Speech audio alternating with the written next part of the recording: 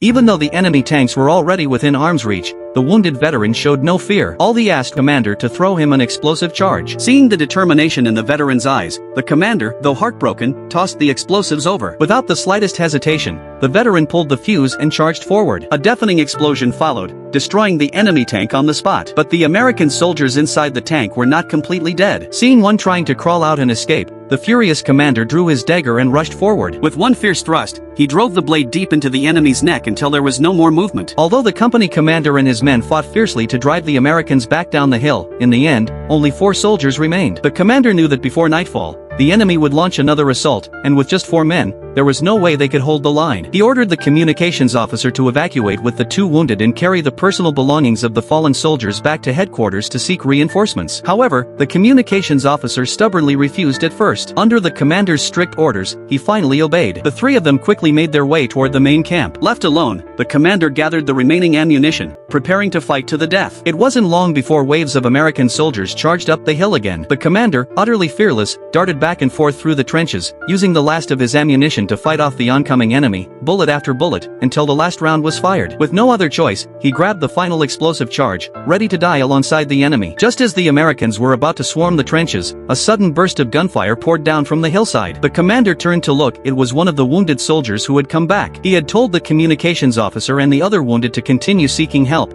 while he returned to fight alongside the commander. Using a machine gun and grenades, the injured soldier managed to mow down more than a dozen Americans, but he was eventually struck by enemy fire. Even as he fell, he used his last ounce of strength to hold up the red flag. By now, the Americans had breached the trenches. Facing a wall of black muzzles, the wounded soldier showed no fear. Just as the enemy pulled the trigger, the commander ignited the last explosive and charged forward. In the final blast, the commander took down more than 40 American soldiers with him. Witnessing such unyielding spirit, even the general of the United States Marine Corps could not help but sigh in awe.